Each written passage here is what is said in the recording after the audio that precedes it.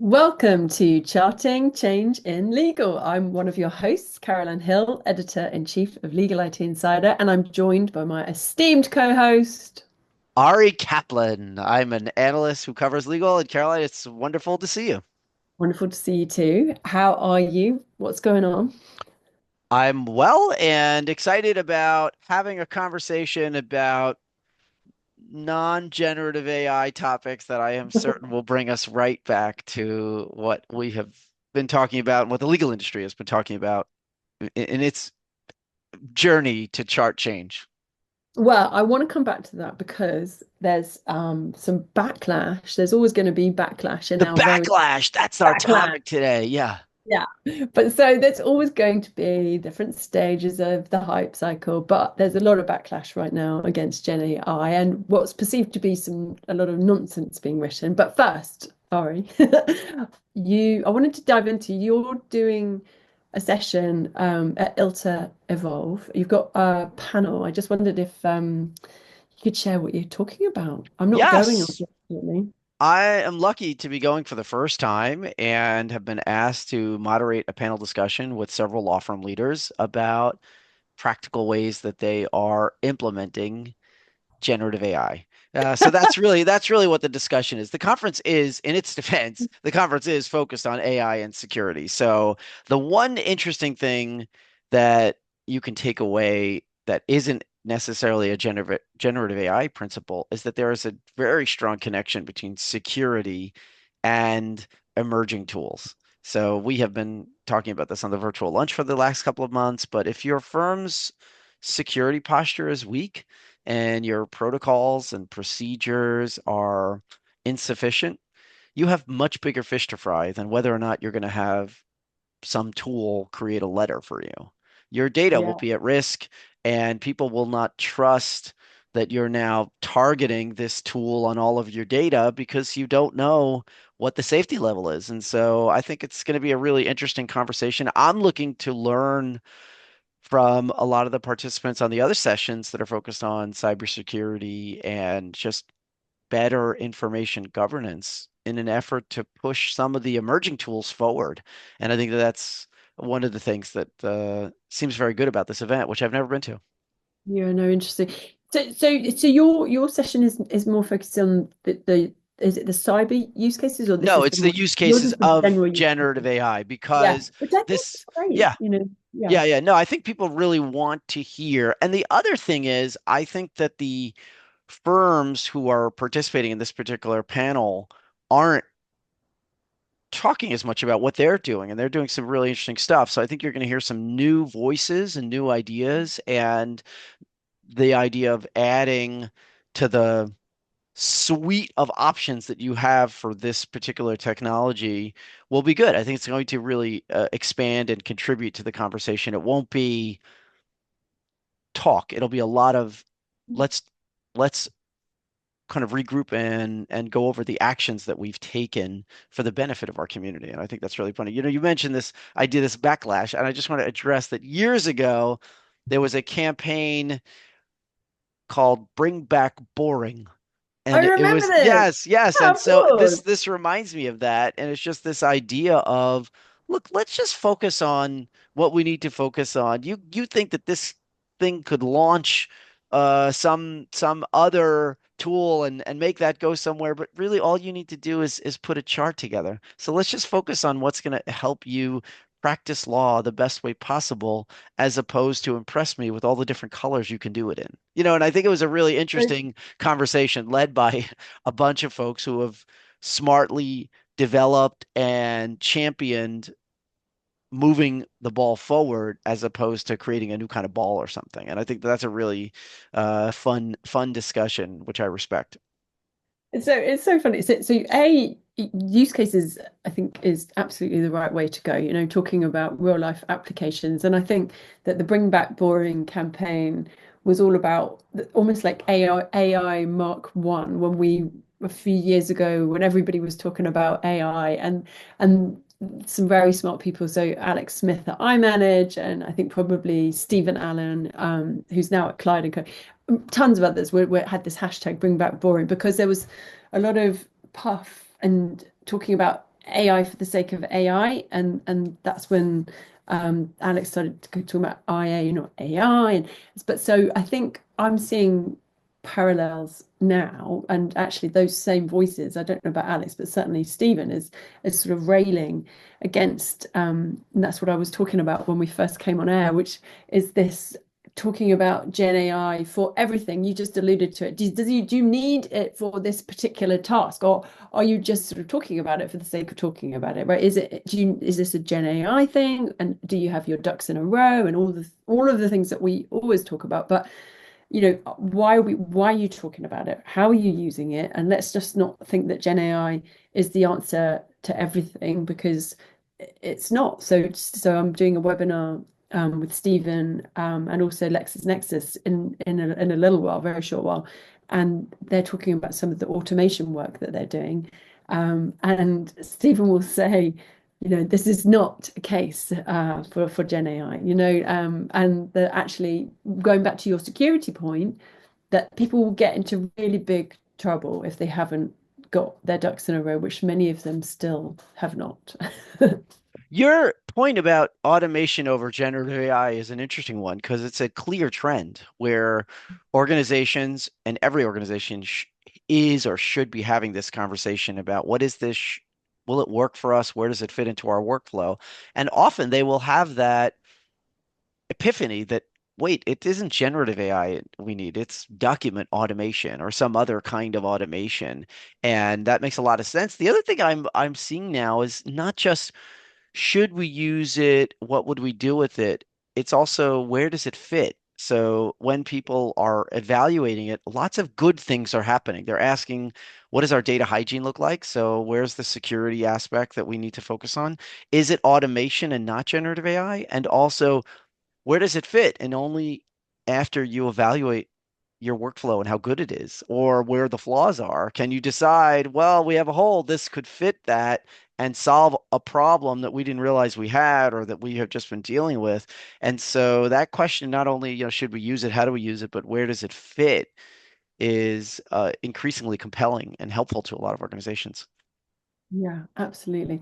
And just it's a case of do the hard work. Like we've been saying this for a long time, and it feels to sometimes it feels like we're further ahead than we really are. But talking to lots of firms, and I know talking to lots of firms, that there's still a lot of hard work to be done, like so for example, moving various law firms are just a massive disparate data sources, and that's still the case. Like the webinar that I'm doing is focusing on case management, and they've moved 15 different systems into one, right? So that they can start to really make sense of the data, and they can start to do some really clever stuff in terms of the MI they produce.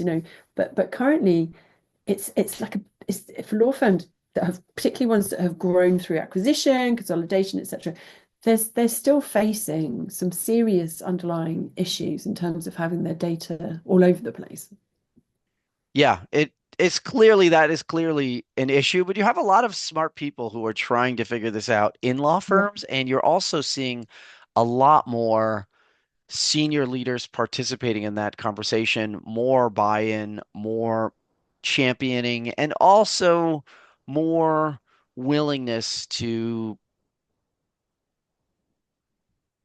fail, just to like Yeah. accept a misstep, to just realize, well, is there a way that we can do this? But firms are, I mean, they're logical, and this is an environment now where, the economy is starting to create softening signs. I don't know exactly how you describe it because it's constantly shifting, but you get the sense that firms are making decisions, but trying to make calculated decisions that are going to allow it to grow and move forward, but maybe do so in a way that is measured and less extravagant. And so I think that's a something that we should all be considering.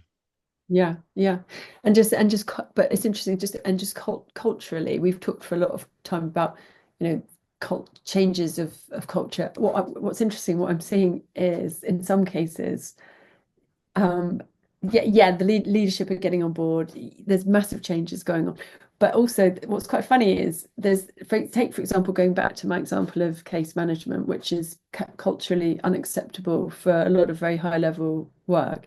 So in some firms they're changing. They may have something that is case management, but that has been adapted, and they call it something different. It's because just to make these things a little bit more culturally acceptable to people. So it's kind of funny, there's still that like cultural wrangling going on, like how do we move forward as an organization, but accepting, that there are certain, for lawyers, there are certain limitations in, how much they want to be seen to be doing streamlined work. You know what I mean? There's still like they want to be doing the very special stuff. And it's a Well, case.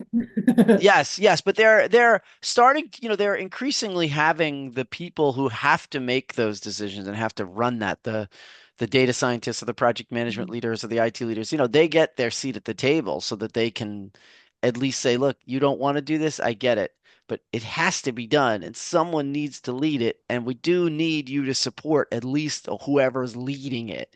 And the conversation, you're right, the conversation is an interesting one, and one that I think we're all sort of having. And in many of my discussions, you and I are both lucky to facilitate conversations that allow people to learn from one another and allow people to sort of understand where they're falling behind and where they could adopt some practice of their peers that are going to be more effective. And there are more of those discussions happening, which is, I think, helpful. We're probably at a natural place in this evolution of how our field is using this technology. It started out with wonder, and then it went into some reality, and now people are touching it on a regular basis and saying, we it's very good here. It's not great there. And Mm. also, what are the other challenges? So if we go back to this non-generative AI conversation, whenever I ask people, what's driving change in legal that's not generative AI? Is there something you can tell me? And things come up, there's a generational shift happening in the profession, and that generational shift, but then it always comes back to, well, because the newer generation will be more willing to adopt these, the older generation is not as willing. And so it ends up coming back to Mm. technology anyway. And then we talk about processes. Well, firms are reevaluating, or their clients are reevaluating, or it would be great if they could work together, or the billing structure is changing. So there are issues, yet they all seem to come back to, well, the billing structure is changing because you can do things faster and more efficiently with some generative tool, or you can track your time better with some kind of AI tool. So it's hard to actually to extract it from a conversation because it's prompting many of these discussions, even if it's itself is not being the topic of those discussions. Yeah, no, it's so fun. And also we you and I, we quite often focus on large law, right? So naturally, no doubt the firms that are on your panel will be from I expect large law firms. And Not not you not know, super large, actually. And over the years, I have done research. My annual law firm report is focused on the mid-sized law firms, even oh include yeah, some of course. smaller. And I think one of the reasons that is important and that people should realize is important is because all of these new tools and streamlining your processes gives an organization the ability to level up, right? They can scale much more effectively with this technology. Imagine if you had agents who could expand your team in a digital way. All of a sudden, it changes why someone would work with you. And that conversation about billing or rates or discussions with outside counsel is happening because more organizations that would have worked with only a certain group of firms that they felt could support their dockets are realizing, you know what, we can go to a firm that is more regional or smaller because they have the capability to scale to support us. And they obviously have talented professionals. Maybe one of them has moved there. And so it's an interesting dynamic that's occurring. So you bring up a good point. Interesting. God, so many things pop up. But so I mean, I've seen some really super exciting stuff recently, in terms of a smaller organization leveraging a platform, not necessarily AI. Again, going back to this point, like really, really making sure that their data is absolutely locked down. You know, it's in one place, it's completely integrated, and using a lot. Going back to this recurring theme. So, and I'm thinking of, I mentioned them a lot, but I've got something coming up that I'm writing about them. So, Radiant Law. You know, they've got some new stuff that they're building, and they work with some huge financial institutions. You know, and I mean, they're not tiny, but they're not a huge law firm. But they have nailed down, you know, their processes and their workflow, and they've built tools that mean that everything is standardized, right? That is the absolute key. So that's interesting. But then what I was coming on to say about, I tend to be guilty of focusing too much maybe on large law. But more recently, I'm doing some work with around the mid-market and smaller firms. You were kind enough to promote some of this work I'm doing on LinkedIn. I'm having a dinner, talking to the senior leaders of mid-market and small firms, and it's based on that conversation will be somewhat based on some research that a company called Action Step did, which was a great report around the priorities now of mid-market and small law firms. And it'd be interesting to hear how this fits in with your learnings from your report, particularly where there's a jurisdictional difference, but their priorities largely were around talent retention and concerned about how to keep people. And they didn't seem to make the connection with technology, which was kind of fascinating. And technology did not appear to be a massive priority for them, which was really fascinating. There was obviously a proportion, a percentage that it was a priority for. They talked about in the report about transformation, how important it was. So maybe it's how you word these questions sometimes. It'll be interesting when we have a dinner to find out what their views are. Technology and transformation were not high up on the list. Talent retention was, and the two there didn't seem to be much connection between the two, which I found fascinating. Well, the conversation about talent retention is an interesting one because it's often about satisfaction and the work and being able to focus and having the time to have your cake and eat it too. And have always come to, I've come to realize that the people who are satisfied, they most people in legal, let's say at a certain size organization, they compete for the same kind of people. So they're paying a fairly level rate, right? Law firms, ascribe to a lockstep. So if I worked at a firm, I practiced for nearly 9 years, I basically made what my colleague down the street made if we were the same kind of firm. Mid-sized firm, maybe something similar. I think that the challenges of retention are often related to satisfaction of the work, the balance of the work. I mean, recently I was working on some projects. I loved the ability to simply focus.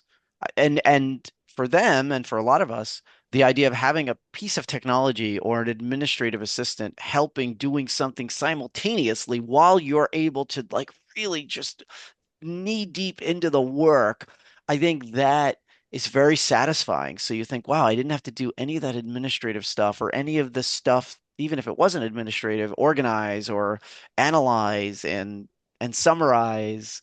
I feel like Clyde doing Nick's commentary, Clyde Frazier, analyze and summarize, digitize. He's always moving and grooving. I guess it's the Knicks playoffs, so I couldn't help myself. My wife is a huge Knicks fan. Every time Clyde is like moving and grooving, slicing and dicing, and I'm always like, I love watching her laugh. She just like gets such a kick out of his commentary. So then I just feel like, look at me. I'm the AI Clyde, slicing and summarizing and digitizing. There you go. We're available for hire That's for any right. kind of That's games right. you want, I'm guys. going to be doing commentary. Ilta Ari, next up, Ilta Evolve commentary on implementing generative AI. And there it is. I'm coming to Carolina just on the basis that I want to hear Just you for the share fun the of panel that. like that. That's right. I haven't actually organized a run. So I'm just thinking, I actually told one of my panelists, if you want to run, I'll run with you. So I have to kind of do that. I'll have to send something out today. Anybody feel You'll be like running running? anyway. You'll Is be running anybody like going to five run? miles. And so we'll see what happens. Anyway, I think that that's an interesting. I'm excited to hear what you have to say and what you learn in I that know. discussion. And I've seen that mid market report for several years now, and it's well done, high quality research, and we even I, we even talked about it on the virtual lunch a few years ago. So it's interesting to see what's happening. And when I was at the Association of Legal Administrators conference last year, I mentioned this point, and one of the conclusions that I drew from my research was that the competitive landscape will begin to shift. Firms will have to figure out how to change their structures from a billing standpoint. I'm in no way saying the billable hours dead. I'm just saying that some projects, maybe more projects, will now lend themselves to a different structure, and that may give an opportunity for disruption from smaller, less familiar, or more regional organizations with an equivalent level of talent and a really strong technology support structure. If they get themselves together, like, and if so, you can't generalize, but I feel that what it can also do is it can enable big firms to start reaching further down. You know, the ones that are the most tech savvy.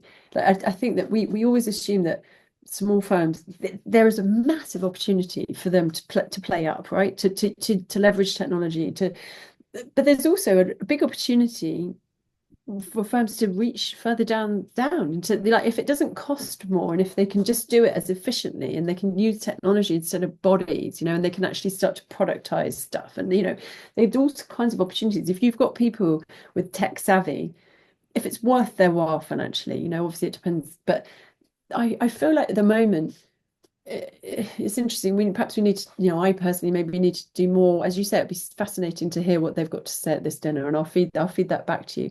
Um, but I feel like I'm not seeing right now the the momentum from the mid market in terms of really capturing this opportunity, and that may be just because we haven't spoken to the right people. But as yet, I haven't seen anything that shows that is what's happening right now. Yeah, no, I every time someone identifies an advantage, like the advantage of the mid-market firms to play up, they have to acknowledge that not only is there an advantage of somebody else to see that, maybe a smaller firm, and push into their market, but also for someone to maybe push down, and that could result in some consolidation. And so you'll see. I think the other thing that those organizations, the law firms especially, have to realize is that as this technology becomes more user friendly and more deeply embedded, that they have to identify what work they could consider losing. Not that they will lose it, but they should anticipate that some of the work is likely to go away because it will not be necessary. The clients themselves will have sufficient tools to do some of the work. And I think that you'd have to acknowledge that. I'm not suggesting that the sophistication of what lawyers do is in jeopardy, but it's sort of a chipping away process, and they need to understand that and in fact get ahead of it. So one of the things I'm going to be speaking at Clock, and I'm doing some research now in anticipation of that. And one of the things that law firms can really gain an advantage with is to proactively collaborate and understand and share what they've learned with their clients. Because no matter how large that company is, they're not focusing in the same way just on the law department as a law firm, right? Their whole business is legal. And so they've learned things and applied things across an entire array of matters and organizations that could be really helpful to their clients. And the firms that do that are really gaining an advantage in partnering. And so they will anticipate what could happen and try to bypass it by being so proactive. Yeah. Yeah. Well, I can't wait. I mean, that's the next thing, isn't it? So I can't wait to hear about how the Ultra Evolve goes, and what the key, perhaps we can talk about some of the use cases. And then when we get to that, that's going to be fascinating. So I look forward to you feeding back as well, what's some of the conclusions from the research. Yeah, and between our various dinners and sort of no, I mean, I think that one of the things that I love about what we get to do is that we get to have these conversations at a macro level, facilitate a conversation with a group of leaders on a stage with an audience who then participates. So you get this really broad view of what's happening. And then we get to have a conversation with 15 or 20 or 12 or whatever people over a dinner or a breakfast. And then really hear some of the cathartic challenges and excitement and just sort of interest in collaborating and learning. So between those two, I feel like there's a real fortunate middle ground that we get to share with folks. So I'm looking forward to hearing what you've learned as well. Well, Ari, it's always great to chat to you. Thank you so much. As always, I look forward to the next time. And for now, that's been Charting Change in. Legal. Caroline Hill, thank you so much. Bye, everyone. Thanks. Bye.